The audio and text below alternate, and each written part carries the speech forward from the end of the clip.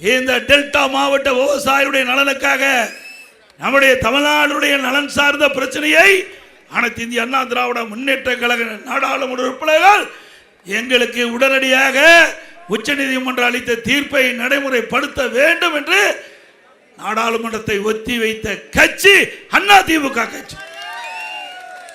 திமுக அப்படி செஞ்சுதா? இன்னைக்கு நீட் தேர்வுங்களை நீட்டுக்காக ஏதாவது நாடாளுமன்றத்தில் குரல் கொடுத்து நாடாளுமன்றத்தில் ஒத்தி வைக்கின்ற அளவுக்கு மத்திய அரசுக்கு அழுத்தம் கொடுத்தாங்களா? அது மட்டும் இல்ல, திரு ஸ்டாலின் எப்பொழுது பார்த்தாலும் பேசுகிறார், நாங்க இப்ப இருக்கிற பாரதிய ஜனதா அரசாங்கம் தமிழ்நாட்டுக்கு துரோகம் செய்திருக்கிறாங்க. திரு ஸ்டாலின் அவர்களே, அந்த கட்சியோட தான் நீ கூட்டணி வச்சிருந்தாங்களா இல்லைங்களா?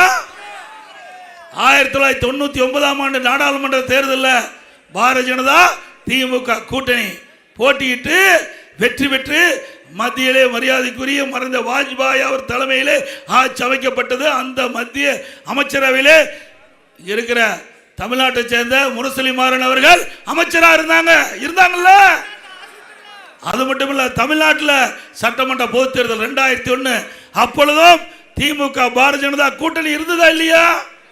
இருந்ததுல்ல. பாருங்க, யாருங்க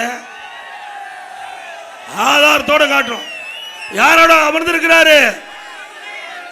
திரு உதயநிதி அவர்களே, திரு ஸ்டாலின் அவர்களே, உங்க அப்பாவும் உதயநிதியுடைய தாத்தாவும் எப்படி எல்லாம் காக்கா பிடிக்கிறார் பாருங்க அன்றைய பிரைம் மினிஸ்டர்.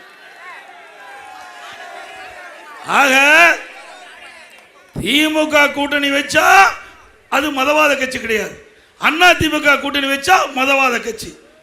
இதை ஏற்றுக்கொள்ள முடியுமா? சந்தர்ப்பவாத அரசியல் தானே.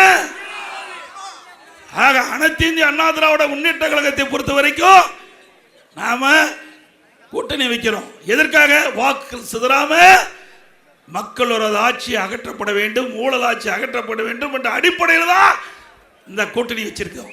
இன்றைக்கு அண்ணா திமுக தலைமையில் அமைக்கப்பட்ட தேசிய ஜனநாயக கூட்டணியில் அண்ணா திமுக, பாரதிய ஜனதா, பாட்டாளி மக்கள் கட்சி, அம்மா மக்கள் முன்னேற்ற கழகம் இணைந்து ஒத்த கருத்து, மக்களோட ஆட்சி ஊழல் ஆட்சி அகற்றப்பட வேண்டும் என்ற அடிப்படையில் அமைக்கப்பட்ட கூட்டணி இயற்கையான கூட்டணி.